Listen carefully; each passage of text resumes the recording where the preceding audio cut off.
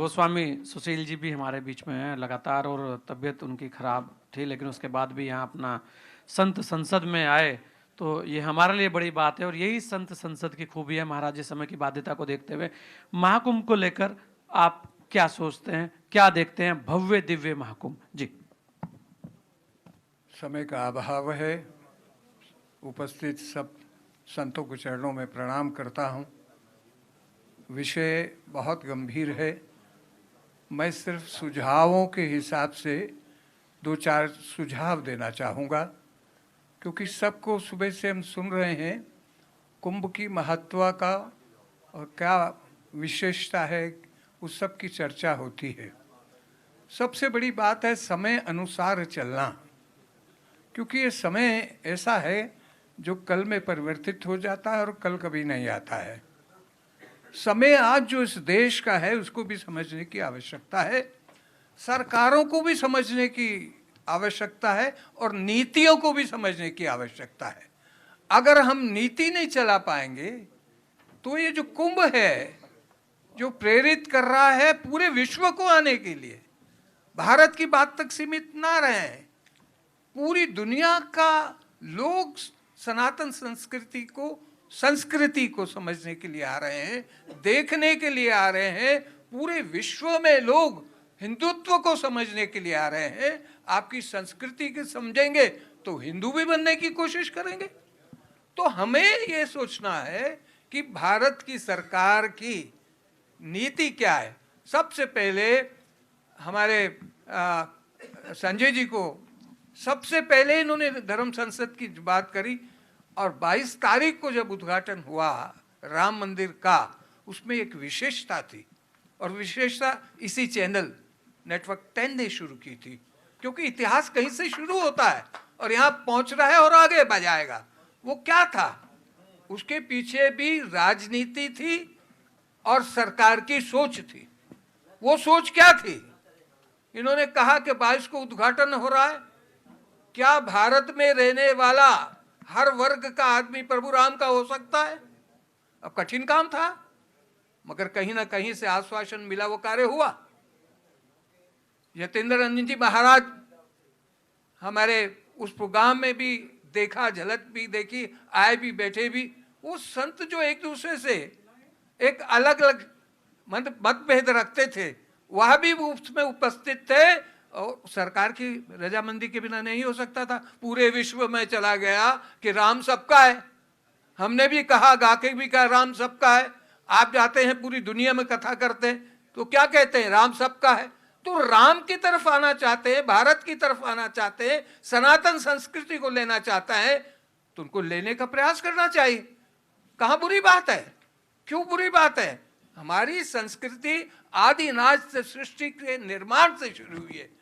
हम जब ये कहते हैं कि हमारा जन्मदिन कोई बताने वाला है ही नहीं, बताइए कोई है कि सनातन धर्म का जन्म कब हुआ? इस पृथ्वी में तो कोई नहीं है। तो उसका भाव क्या है? आदि अनादि काल से सृष्टि के निर्माण का जो दिन है वो सनातन संस्कृति का दिन है, सनातन धर्म का दिन है। उसको स्पष्टीकरण करें, क्योंकि हमारे पीछे एक विचारधारा है, गुरुर ब्रह्मा गुरुर विष्णु गुरुदेवो महेश्वरा गुरु साक्षात परब्रह्म तस्मै श्री गुरुवे नमः। क्या मतलब है गुरु का? अरे सुनिए, समझिए, तपिए, पढ़िए, लिखिए। बहुत सुंदर सुझाव कि अगर आदिवासियों को छोड़ देंगे, दलितों को छोड़ देंगे, अलग अलग संप्रदाय जो कभी जाति के नाम से हमसे अलग हो गए, उनको इकट्ठा नहीं करेंगे तो संख्या कहाँ से बनेगी? उसमें भी काम करना होगा। तो उसके लिए हमें सभ्य समाज के साथ उनके अंदर घुसने की जरूरत है। उसका प्रैक्टिकल इन्होंने करके दिखाया। जब सर्वधर्म संसद हुई वहां, तो देखिए दलित संत 2 आए वहां, जो सबसे निम्न होते हैं, जिसको कहते हैं हम वाल्मीकि समाज, और दूसरा रविदासिया तो संत हुए, सनातन संत हुए हैं। उनकी जो लोग हैं, जब से उनको जोड़ा एक नई क्रांति आई। आपके अयोध्या के एयरपोर्ट का नाम भी बदल दिया गया। ये श्रेय किसको देंगे? सरकार को देंगे। आज सक्षम सरकार है, नेतृत्व मजबूत है, इसलिए तो आप काम कर पा रहे हैं। जोश से चलते थे, जब अत्याचार होता था सब डरते थे, आज कौन सा भय है? मगर नीति को ध्यान रखना जरूरी है कि भारत की सरकार की नीति क्या है।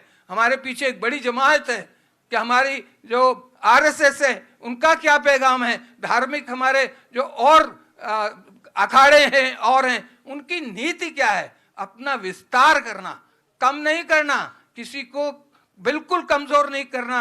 आदिवासी इसलिए कन्वर्ट हुआ कि कोई हिंदुओं ने जाकर वहां उनको रोका नहीं, तो क्रिश्चियनों ने उनको क्रिश्चियन बना दिया, पढ़ाया लिखा है वो आगे बन गए, आज आपके समकक्ष खड़े हैं। गलत कह रहा हूं? तो कुंभ का मतलब ये है कि जो जो कुंभ में स्नान करेगा वो पवित्र हो जाएगा, वो सनातन संस्कृति का पार्ट बन जाएगा, वो महसूस करेगा मैं सनातनी हूं, आपको कन्वर्ट करने की जरूरत नहीं है। उसका उदाहरण देकर बात समाप्त करूंगा। आप देखिए पूरी दुनिया के अंदर इस्कॉन खड़ा है, मेरे सामने प्राप्त हुआ।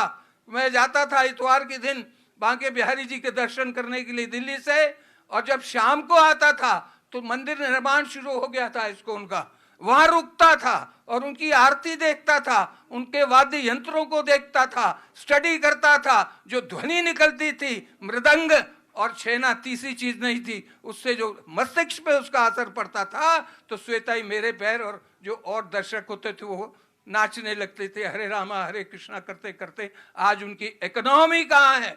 हमारे ये नहीं जानते हमारे हिंदू बच्चे कि सबसे ज्यादा दुनिया में जो पुस्तक बिकती है, धार्मिक पुस्तक, उसका नाम भागवत गीता है। हम नहीं जानते, हमारे घर में नहीं मिलेगी, मगर पश्चिमी क्षेत्रों में चले जाए, दुनिया में चले जाइए, भागवत गीता का अध्ययन होता है, मनन होता है, शोध होता है। अगर हम राम को और कृष्ण को छोड़ दें तो इतना समय हमारे बच्चों के पास नहीं है कि वो वेदों का पाठ करें, उनको समझे। वो तो हमारे महाराज बैठे हैं, गोवा से आए हैं, विश्वानंद जी महाराज, देखिए जाके अगर उनके गुरुकुल को देखे, मैं तो जाता हूं। ये जो क्रांति है, अपने दायित्वों को भी समझना पड़ेगा, अपनी आलोचनाओं को भी समाप्त करना पड़ेगा। अगर सनातन को सत्य है तो कुंभ का ज्यादा से ज्यादा आने चाहिए। मैं आपसे सहमत हूं, और बहुत सारे लोग आए, जो आएगा वो सनातनी हो जाएगा। ये हमें वरदान है, ये राम की कृष्ण की भूमि है, इसमें संकुच धारा नहीं चलेगी। गुरु शिष्य पर फिर वापस लाने का प्रयास करिए, गले से लगाइए। मैंने लगाए हैं, दिख रहे हैं, पिछली बार भी आए, मगर वो थोड़े से रुष्ट हो जाते हैं। हमें किसी से नफरत की बात आज करनी ही नहीं।